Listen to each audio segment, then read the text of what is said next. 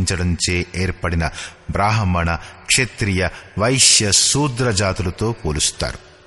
వీటినే 4 వర్ణాలుగా ఎంచుకుంటారు. కాని అసలు విషయం అది కాదు.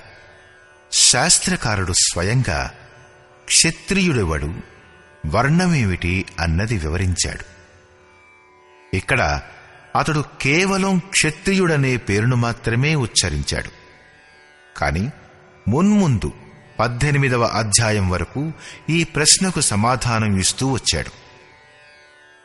ఈ వర్ణం ఏమిటి? మరి వీటిలో పరివర్తనమెలా జరుగుతుంది? శ్రీకృష్ణుడంటాడు, చాతుర్వర్ణ్యం మయా సృష్టం. 4 వర్ణాలను సృష్టించింది నేనే. అంటే మనుష్యులను విభజించాడా?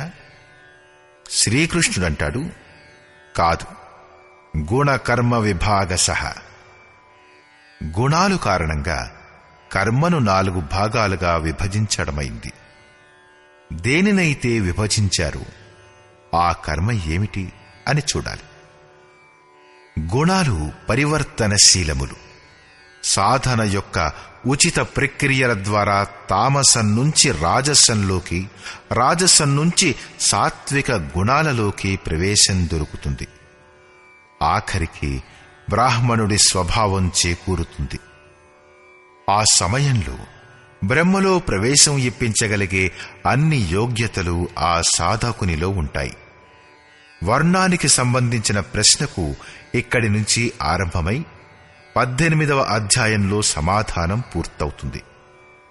శ్రేయాన్ స్వధర్మో విగుణః పరధర్మాత్ స్వనుష్ఠితాత్.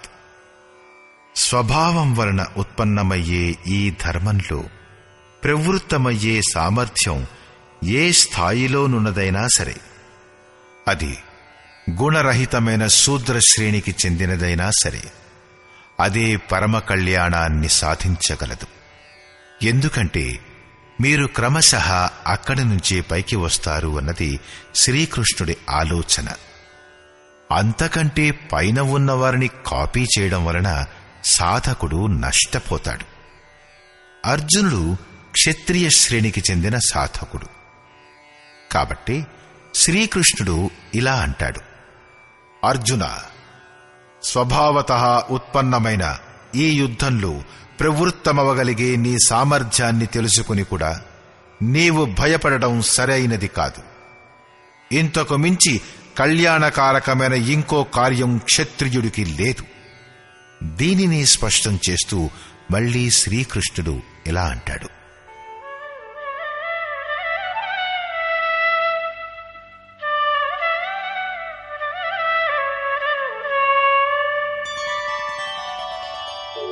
యదృచ్ఛయా చోపపన్నం స్వర్గద్వారమపావృతం సుఖినః క్షత్రియాః పార్థ లభంతే యుద్ధమీదృశం. పార్థివ శరీరాన్నే రథంగా మార్చుకుని గురి తప్పకుండా లక్ష్యాన్ని ఛేదించగల ఓ అర్జున, తనంతట తానే ప్రాప్తమయ్యే స్వర్గ ఉన్ముక్త ద్వారం వంటి ఈ యుద్ధం అదృష్టవంతులైన క్షత్రియులకే లభిస్తుంది. క్షత్రియ శ్రేణికి చెందిన సాధకులలో 3 గుణాలను నరికివేయగల సామర్థ్యం ఉంటుంది. వారి కోసం స్వర్గం ద్వారాలు తెరిచి ఉంటాయి. ఎందుకంటే అతనిలో దైవీ సంపద పూర్ణత్వాన్ని పొంది ఉంటుంది. శ్వాసలో చరించగల సామర్థ్యం అతనిలో ఉంటుంది. ఇదే తెరిచి ఉన్న స్వర్గద్వారం. క్షేత్రజ్ఞుల ఈ యుద్ధం అదృష్టవంతులైన క్షత్రియునికే ప్రాప్తిస్తుంది. ఎందుకంటే అతనిలోనే ఈ సంఘర్షణలో పాల్గొనే సామర్థ్యం ఉంటుంది. ప్రపంచంలో యుద్ధాలవుతూనే ఉంటాయి. లోకమంతా ఏకమై యుద్ధం చేస్తుంది. ప్రతి జాతి యుద్ధం చేస్తుంది. కాని శాశ్వత విజయం గెలిచిన వారికి కూడా లభించదు. ఇవి ప్రతీకారాలు మాత్రమే. ఒకడు ఇంకొకరిని ఎంతగా అణిచివేస్తాడో కాలాంతరంలో తాను కూడా అలా అణిగిపోవలసి వస్తుంది. ఇంద్రియాలను ఎండగట్టేసే శోకంగల ఈ విజయం ఎలాంటిది? చివరకు శరీరం కూడా వినష్టమైపోతుంది.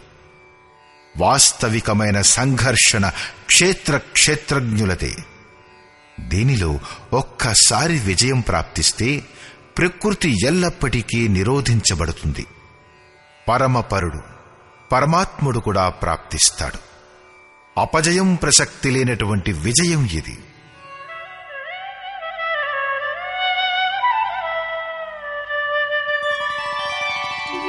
అథ చేత్వమిమం ధర్మ్యం సంగ్రామం న కరిష్యసి తతః స్వధర్మం కీర్తిం చ హిత్వా పాపమవాప్స్యసి.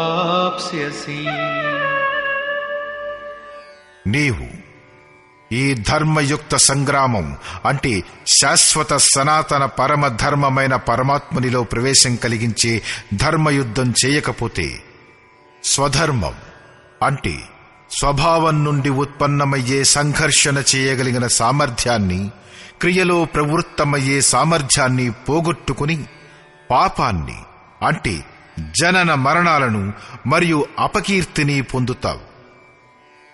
అపకీర్తిని గూర్చి నొక్కి చెబుతూ అంటాడు, అకీర్తిం చాపి భూతాని కథయిష్యంతి తే వ్యయాం సంభావితస్య చాకీర్తి మరణాదతిరిచ్యతే. అందరూ చాలా కాలం వరకు నీ అపకీర్తిని కథలుగా చెప్పుకుంటారు. ఈ రోజు కూడా పదచ్యుతులైన మహాత్ములలో విశ్వామిత్రుడు, పారాశరుడు, నిమి, శృంగి ఇత్యాదులను లెక్కించడం జరుగుతుంది. చాలామంది సాధకులు తమ ధర్మం గురించి ఆలోచించేదేమిటంటే, లోకులు మమ్మల్నేమంటారు అని. ఇలాంటి భావం కూడా సాధనలో సహాయకమవుతుంది. దీనివలన సాధన చేయడానికి ప్రేరణ లభిస్తుంది. కొంచెం దూరం వరకు ఈ భావన తోడునిస్తుంది. మానని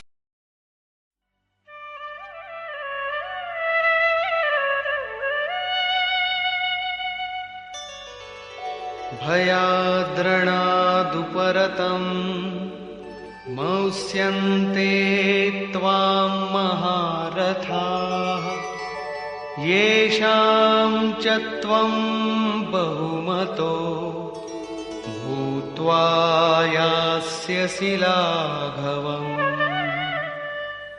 ఏ మహారథుల దృష్టిలో నువ్వు గొప్ప మాననీయుడవో, ఇప్పుడు వారి దృష్టిలోనే తుచ్చత్వాన్ని పొందుతావు. ఆ మహారథులే భయం కారణంగా నీవు యుద్ధం నుంచి విరమించుకున్నావనుకుంటారు. మహారథులు ఎవరు? ఈ మార్గంలో మహాపరిశ్రమతో ముందుకు వెళ్లే సాధకులే మహారథులు. ఇదే ప్రకారంగా ఇంతే పరిశ్రమతో అవిద్య వైపు ఆకర్షించే కామం, క్రోధం, లోభం, మోహం మొదలగునవి కూడా మహారథులే. ఈ సాధకుడు ప్రశంసార్హుడు అంటూ ఎవరైతే నిన్ను సన్మానించారో వారి దృష్టిలో నీవు పతితుడవైపోతావు. జింతే కాదు, ఇంకా అవాచ్య వాదాంశ్చ బహూన్